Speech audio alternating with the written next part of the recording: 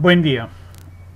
Hablaremos hoy sobre las redes de Bravais, continuando con nuestro tema de estructura atómica.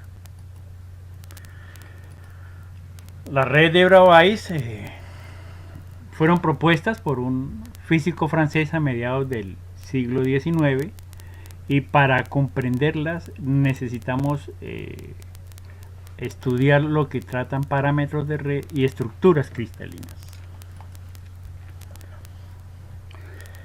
Recordemos pues que en los materiales cristalinos estos átomos, iones o moléculas se distribuyen de una manera regular espacialmente. Esa repetición está hecha a partir de un módulo, de una celda unitaria.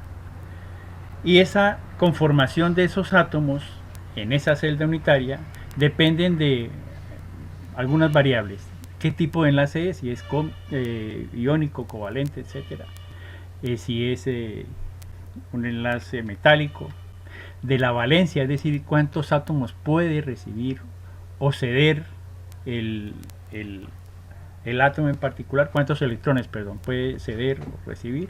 Entonces eso limita el número de enlaces que puede hacer, el número de átomos que puede entrar en contacto. De la misma carga eléctrica, de la misma electronegatividad, entre otras variables. Esas son las principales. Entonces eso nos define en buena medida qué tipo de distribución puede tener esa estructura cristalina. Esa estructura cristalina se extiende a lo largo de espacialmente en las tres dimensiones. Aquí vemos una estructura cristalina y vemos esa celda unitaria. Aquí observamos que los ángulos no necesariamente son de 90 grados, no necesariamente es un paralelepípedo recto, aquí está oblicuo, aquí hay un sistema de representación en X, Y y Z, así no sean ortogonales. Los teóricos han definido el siguiente sistema para esa representación. Aquí vemos un paralelepípedo oblicuo, tiene 8 átomos, uno en cada vértice. Estas líneas son las aristas, y esas aristas de ese paralelepípedo representan la distancia interatómica, es decir, la distancia que hay entre los centros de los átomos, y a su vez tienen unos ángulos entre esas aristas. Normalmente la distancia interatómica la denotan con letras latinas, A, B y C en este caso, es decir, pueden ser distintas. Y los ángulos que conforman, por ejemplo, la arista de la longitud C y la arista de la longitud B, está denominada en referencia a la otra arista. En este caso es A, y siguiendo ese ordenamiento. Entonces el ángulo que está entre la arista B y C se denomina con la letra griega alfa. La que está entre A y C se denota con beta, y la que está entre A y B se denota con gamma. Esos son los parámetros de red, es decir, una red cristalina, una estructura cristalina y una celda unitaria está definida por esos parámetros. De ese paralelepípedo, cuando hablamos de paralelepípedo es porque la cara superior y la cara inferior son paralelas, esta lateral de este lado y la lateral del lado opuesto son paralelas, y la que está enfrente y la posterior son paralelas. Están definidas por estas distancias de esas aristas y por los ángulos que forman esas aristas. Hay varios sistemas. El primero de ellos, o la primera distribución, es una estructura cúbica. Quiere decir que todos los ángulos son iguales y que los ángulos entre esas aristas son siempre de 90 grados. Y hay tres tipos de disposición: la simple, que es solamente un átomo en cada vértice; la centrada en el cuerpo, que es un átomo en el centro. Aquí se representan unas diagonales. Estas líneas son diagonales entre las aristas opuestas, y en la intersección de esas aristas, de esas líneas, perdón, va el otro átomo, y esta es la centrada en las caras. Eso quiere decir que en cada cara de estas, en esta cara de 4 átomos, hay un átomo entre la intersección de estas diagonales, y en la cara lateral igualmente, y en la cara anterior, y así sucesivamente. Entonces se han llamado cúbica simple, cúbica centrada en el cuerpo y cúbica centrada en las caras. Aquí están los parámetros de red. A es igual a B es igual a C, y los 3 ángulos alfa, beta y gamma son de 90 grados. La estructura tetragonal hay solamente 2 tipos, la simple y la centrada en el cuerpo. Entonces, y solo tiene esas 2 porque no es posible que existiera, por ejemplo, centrada en las caras, porque por esas mismas condiciones que hemos hablado, electronegatividad, tamaño de átomos, valencia, no hacen posible que la estructura tetragonal tenga más tipo de distribuciones. Si eventualmente tuviese átomos en las caras, ya perdería esa forma tetragonal y obtendría otro tipo de forma, la cúbica, por ejemplo. ¿Y por qué pasa eso? Porque seguramente los 4 átomos que están en la parte superior tienen una mayor atracción por las condiciones que hemos hablado que los átomos que están entre los vértices de las caras superiores e inferiores. En este caso, esta distancia será distinta por esa razón. Esta forma nos indica que hay 2 ángulos, 2 lados iguales y un lado distinto.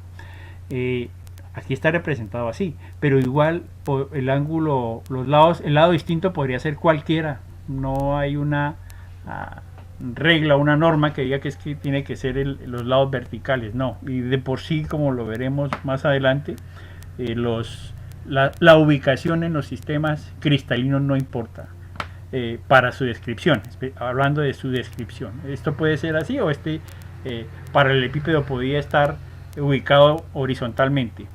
Lo que importa es esto, que sus parámetros de red son que hay 2 lados iguales, uno distinto, y hay 3 ángulos de 90 grados. Mientras que para la estructura ortorrómbica hay 4 tipos de distribución. Los que ya conocemos, simple, centrada en el cuerpo, centrada en las caras, y una nueva que se llama centrada en las bases.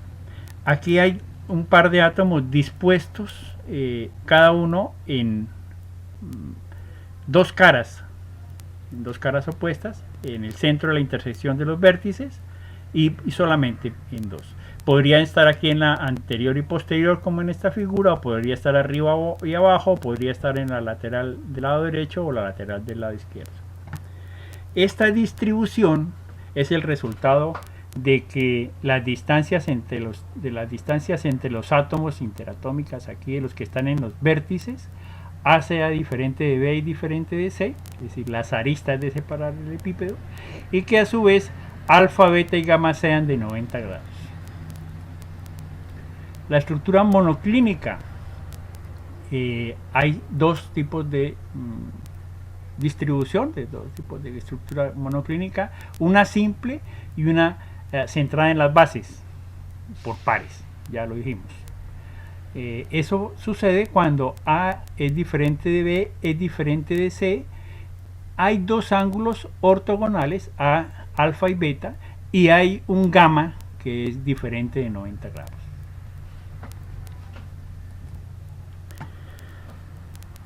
La estructura triclínica tiene particularidad. Primero, solo es simple, solo es posible la simple, y eso es el resultado de que A, B y C son diferentes y que los ángulos alfa, beta y gamma sean diferentes. La estructura romboédrica, solo hay simple. Aquí las 3 A, B y C son iguales, pero los ángulos son iguales, pero son diferentes de 90 grados y menores a 120 grados.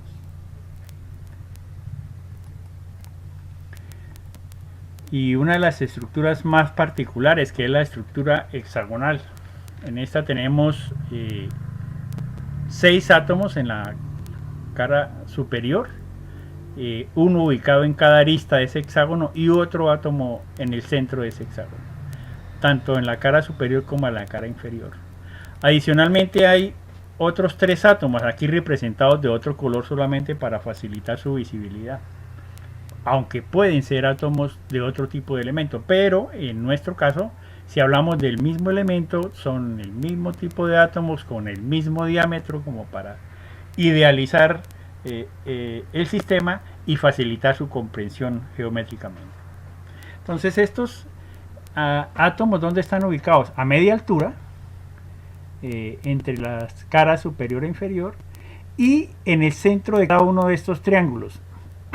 Aquí, por geometría, podemos concluir que estos triángulos son equiláteros, y en el centro de cada uno de estos triángulos se ubica un átomo en triángulos alternos, es decir, en este sí, en este adyacente no, en el otro sí, en el adyacente no, así sucesivamente.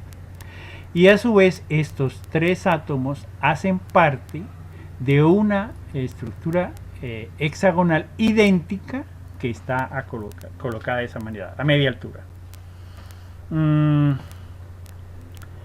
Como pueden ver, es un sistema bastante compacto, compacto en cuanto a que los átomos están muy cerca uno de otro. Eso pasa por lo siguiente: por la descriptiva, por el dibujo técnico de ingeniería, sabemos que si nosotros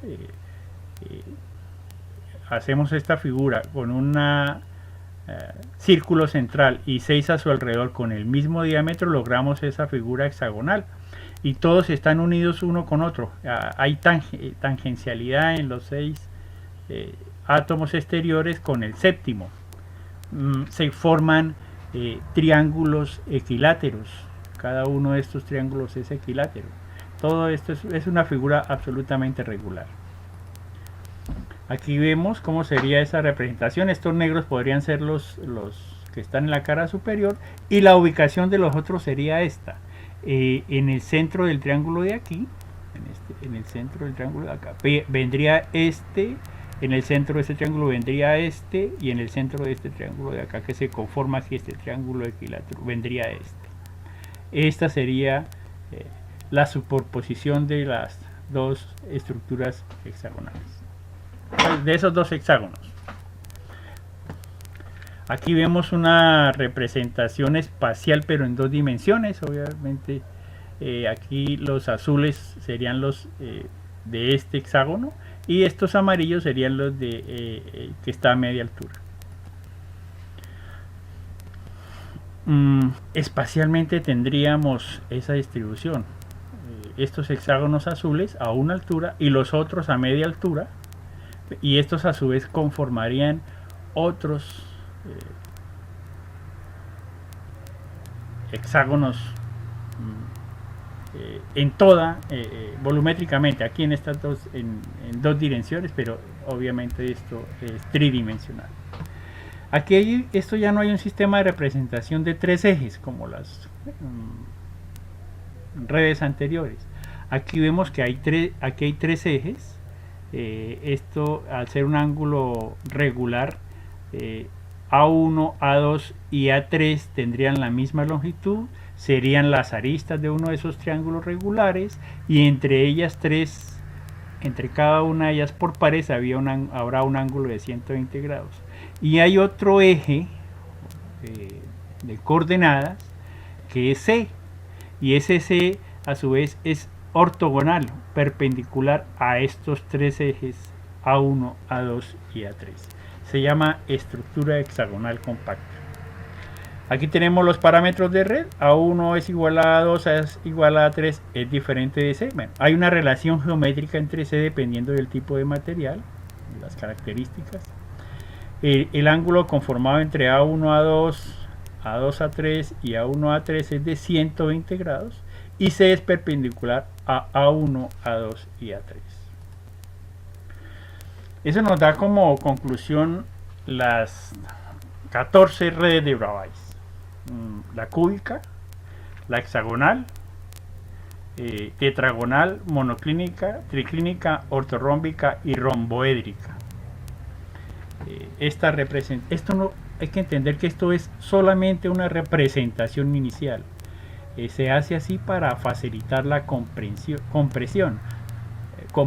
perdón, porque estos átomos se representan aquí como unos puntos pequeños, pero en realidad están tan juntos como se permite. Acordémonos que hay una fuerte atracción entre ellos, entonces ellos estarán tan juntos, pero por ahora, tan juntos como puedan estar, pero por ahora, para facilitar su comprensión espacial y su observación, los colocamos en estos extremos, igual pues, o en la mitad de las caras, etc. Como ya veremos más adelante, esto es su representación inicial. Y aquí hay otra clasificación de acuerdo a los parámetros de red. Estos son los tipos de estructura. Aquí está la relación que hay entre los lados, y aquí la relación que hay entre los ángulos. Esta hexagonal uno podría representarlo con alfa, beta y gamma, pero sería solamente esta unidad.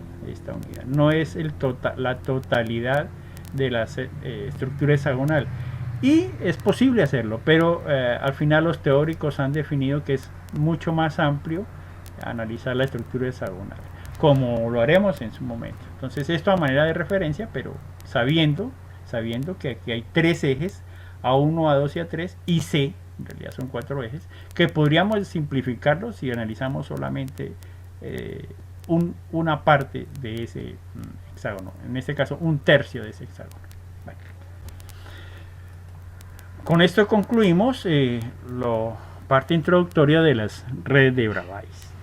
Muchas gracias.